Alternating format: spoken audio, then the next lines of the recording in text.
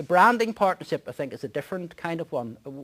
My college is a Toyota Academy, and Toyota brand, I think, about half a dozen of these across the UK. So there are certain standards laid down that you have to meet to be a Toyota Academy. But if you are, then Toyota actually equips the workshop and re-equips the workshop on a regular basis, provided that the standards that the company insists upon are actually met, and these are inspected quite rigorously on a regular basis. And if you slip beneath the standards, then the brand's taken off you, and all the benefits, of course, are taken off you correspondingly as well. And that has certainly happened to other centres. So you're on your toes because you know you have to live up to Toyota's standards.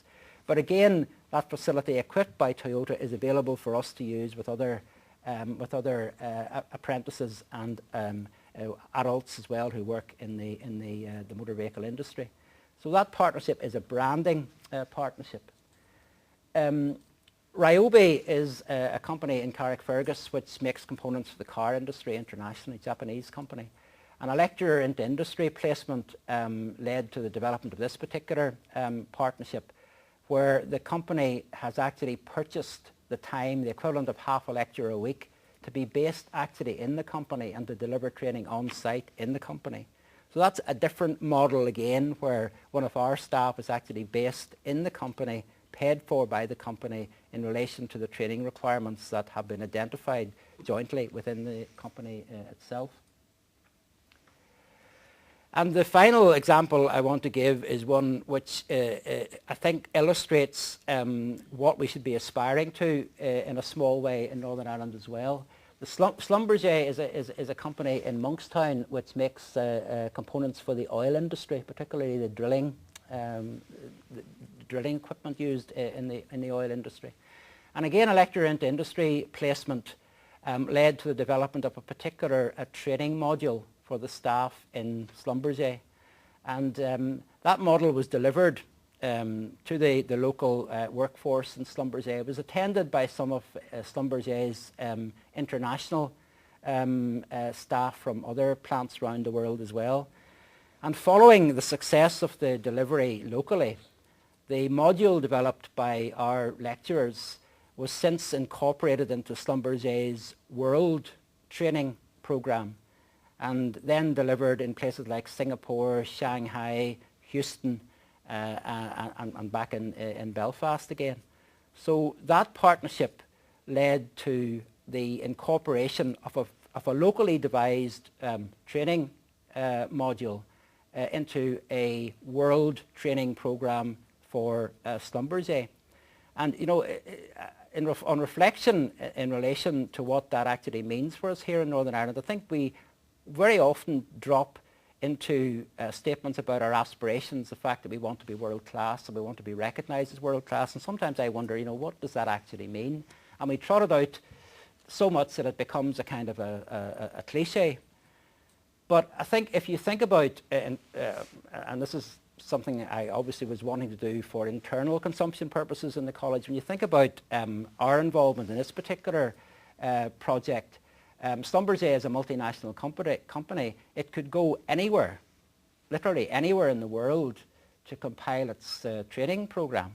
The fact that a module in its worldwide training program is a module devised by lecturers in Ballymena actually, I think, is a practical illustration of what Northern Ireland work, if you like, can aspire to in terms of being world class. Because if a company can go anywhere in the world and chooses something specifically, a product specifically developed within Northern Ireland, then I think that is an example where we can say, you know, Northern Ireland is delivering to world-class standards. And if it can be done, you know, in Ballymena, it can be done in Omagh, it can be done in Derry, it can be done in Lurgan, it can be done in any other part of Northern Ireland as well. And I think developing examples, and there are many other examples, and I think that's just one that I'm using. I think that is the way perhaps to demonstrate what we mean when we say we can be world class, rather than just trotting out the cliche, because it's the sort of thing that, you know, you're meant to say in these circumstances. And I can't pretend that that's original. I actually stole that from a colleague in England. You know us by the companies we keep. I'm very happy that our reputation in NRC is based on those companies and businesses who want to be associated with us, and I'm sure the other colleges would similarly have a list of companies and industries and businesses and say, yeah, if they want to work with us in Southwest College or whatever, that's good enough for us, and that's the way we'd like to build our reputation. So I unashamedly stole that from a colleague in England, to whom I'm going to give no credit whatever for actually doing. I think just a few quick areas, very, very quickly to finish off. I've been trying to give a positive view, I think, of where the colleges are in relation to working with business in Northern Ireland. Doesn't mean we've cracked this, doesn't mean we've met all the challenges that are going to be facing us in the next number of years. There are a number of things I think we still have to address. Working with SMEs, particularly as they dominate the local economy, is a very difficult thing to do. And I don't think any of us would sort of claim that we've actually cracked the communication process in terms of SMEs. I think we can, in terms of moving together as a sector, we can develop further in relation to the identification of specific college specialisms and the recognition of those around the sector, which means some of us will be giving up a little bit in relation to what we do so that other colleges can develop their specialisms. I think we particularly well,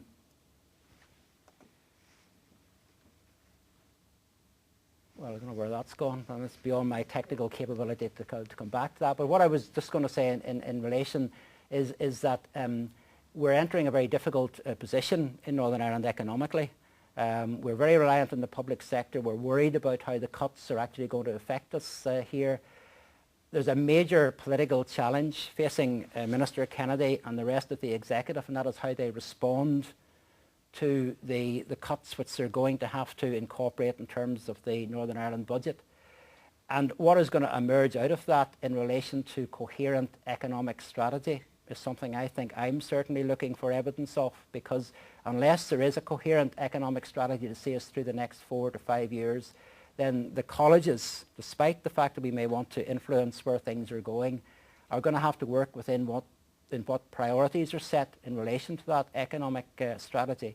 So there's a major political challenge for us in Northern Ireland to know what the landscape is economically going forward so that we can continue the work that we've actually been doing and make sure that we're an active player in terms of economic development. But a major challenge awaits, I think, our local politicians, particularly with an election coming up next April to deal with as well, in terms of what emerges out of that. But I think in Northern Ireland we have to recognise our limitations. I mean, we're a small country. We can't be world beaters in everything. We have to find our niche. We have to find what we're good at. We have to be confident in terms of what we're good at, and we have to be able to represent that internationally. We maybe have to take a chance, take a punt on where certain things are going to develop in relation to the local economy and put our resources, our research and development, our skills development resources actually behind that. But in relation to how we could sum up where Northern Ireland is, I thought about how to do that. Where do we stand at the minute? How best can we sum up and actually sum up our approach, the way we see things going forward? And rather than looking for a quotation from a politician or a local economist, I thought I would go to another very observant group of people in relation to where Northern Ireland actually sits in the world.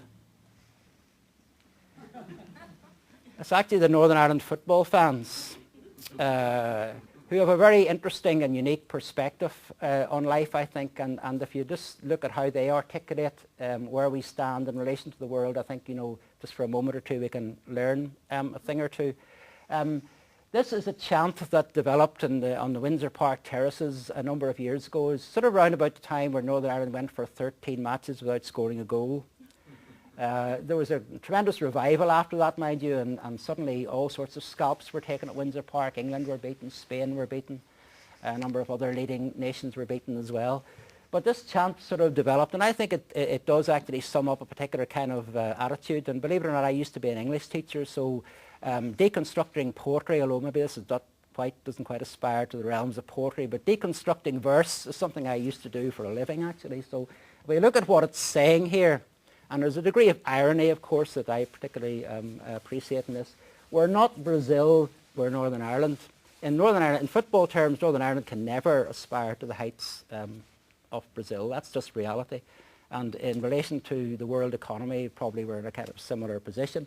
And of course, this is repeated for emphasis. I was going to get people like Malachy there to perhaps to sing this for us, and Stephen, but on the grounds that this is being recorded and we're trying to create the best impression possible of Northern Ireland, I sort of retreated from that particular one. But so it loses something in terms of impact just in writing. Repeated for emphasis, but the last line I think really sums up the Northern Ireland attitude pretty well. But it's all the same to me. That's the note of defiance. That's the note of saying, well, we can do things well. We can see people off who come here thinking they've got a bigger reputation. We can develop things that are recognised as good practice. We can actually develop world-class skills. We can develop instances where the Northern Ireland FE sector can stand with, technical education anywhere in the world. We can identify these examples. I think the issue is not just to identify them, but to build on them. And I suppose the underlying question throughout everything I've been saying in relation to the theme of the conference is, can the greater use of technology, e-learning, blended learning, ICT, ILT, greater use of technology enable us to build on the foundations we've developed over the last number of years and be even more effective as colleges in terms of being drivers of the local economy? So thank you very much for listening to me.